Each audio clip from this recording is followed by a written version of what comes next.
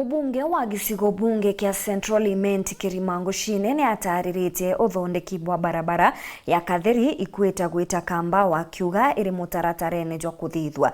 Kirimanorĩtie kinya anto batikamenerie thirikari akiuga kia bata ni gutigira ni bakugunika na thirikari irerio kagite-ini gaka ori unaugite bageta na mbere na kuririkania Rais Ruto mawira nejeria ekiria Meru na kumithingatira ni kenda gutigirira ni kuingwa. Promise nyingi sana. Lakini bahati mzuri barabara yenu ya kutoka Katheri Ikweta pale Bishop ameteremkia mpaka huko Kambao, mnajua imetangazwa kuwekwa lami. Imewekwa kwa magazeti ili watu wafanye application ya kuweka nini? Lami. Hiyo bahati mzuri nyinyi mmepata hiyo. Wengine tutajua vile itaendelea. Lakini hata ukiona watu wakikemea mwanasiasa ama serikali, we kwanza jali maslahi gani? Na tutaendelea kukumbusha Rais Ruto kwamba aliingia kanisani kama hii, akasimama kama hapa, akaapa mbele ya Mwenyezi Mungu kwamba atafanyia Wakenya nini? Ni kweli ama si kweli?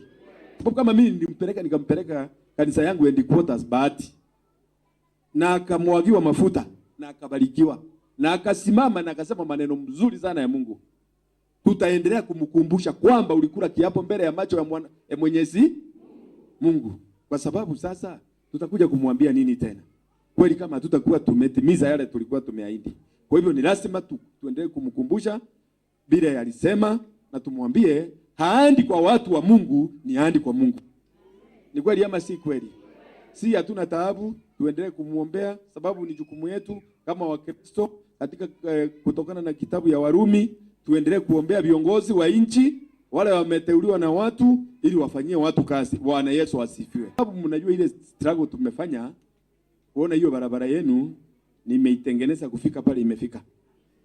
Na mnajua si yangu ni akaunti. Kuna barabara nimetengeneza huko Charia kama hii na nilitengeneza the same time. Unfortunately on Thursday na ilikuwa imewekwa mawe kama hii. Kwa sababu Bishop hajui vile taabu tunayo Meru competition ya wanasiasa. Trakta imeenda, imeng'oa hiyo mawe yote, barabara imeachwa kama vile yenu ilikuwa imefanya nini? Si yenu ilikuwa imeng'olewa pia? Sasa ni nyinyi kulinda mkitengenezewa. Ile pesa si yangu, ni pesa ya serikali, nilienda nikaomba, nikawekea nyinyi barabara. Tax yenu, ile tax mnalipa, ile mnalipa serikali ndio nilienda kuomba, nikawekea nyinyi barabara mawe. Kwa hivyo ikiharibiwa ni taksi yenu inafanya nini? Kwa sababu na sisi nao wanasiasa ni wachoyo. Wanasiasa wataki kuona jina ya mwingine, mwanasiasa mwingine ikiinuka. Wote Wakristo wa kweli, si hata Biblia imetuambia wengine watasema ni Wakristo lakini wamevaa ngozi ya nini? Bwana Yesu asifiwe.